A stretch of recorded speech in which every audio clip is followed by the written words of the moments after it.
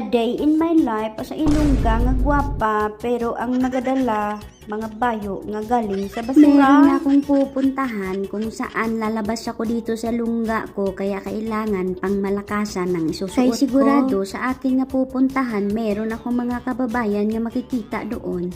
Pag pangit ang suot ko baka i-chismis Kaya inilabas ko na ang mga pangmalakasan kung mga napulot sa basura nga abaw grabe ang presyo hindi mababangbang talaga. Isa na nga ditong nilabas ko ang belt nga pagkabago-bago pa pero sa naalala ninyo mga solid tambayers ko dito ang dami nang nabigyan nito. Nakita nyo ang presyo grabe Dahil diba? nga Nagpipiling-piling dunya lang ako inamoy ko ang belt. Bakit sabi ko kaamoy ng belt ko ang kilikili ko amoy durian ito. Ang presyo ba naman ng belt nga gintapon lang nila naka-plastic pa may tag pa talaga 89,000 won abay kulang-kulang 3,000 mahigit 4,000 na yata sa Pilipinas na pera. Ay kaya daw sa katrip ko man talaga nga magpabiwang-biwang ko no ti sabi ko isuot ko tong palda ko nga daw kasiksi man ako pero ang tuhod ko sa pagkatiko-tiko balay. Pero dahil feeling dunya nga ako for this video ginpilit ko gid kahit hindi magkasya o diba daw sang kagwapa man tingnan pero ang akon nga paglalakad hindi mo talaga ma-straight. O syempre hindi man ay matatapos nga ganyan lang hanggang belt lang ang ating kaya.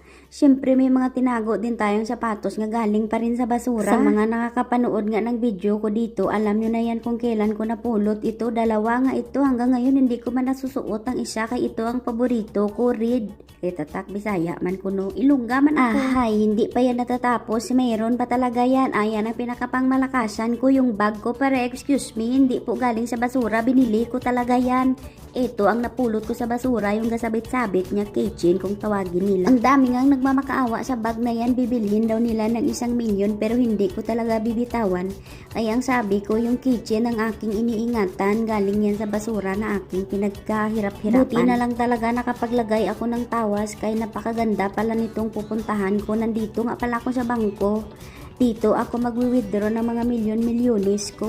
Diyos, charot-charot lang. Muntik pa nga ako mapagalitan dyan kay kaingay-ingay ko daw. Kaya ginsaglit ko lang ang video kaya ayaw ko na mamapahiya. Piling na nga lang akong dunya tapos mapagalitan pa. Diba sang kawawa pagkatapos ko nga mag-withdraw ng mga milyones ko sa bangko nga mga charot-charot lang ito na talagang realidad. Nag-aabang ng taxi.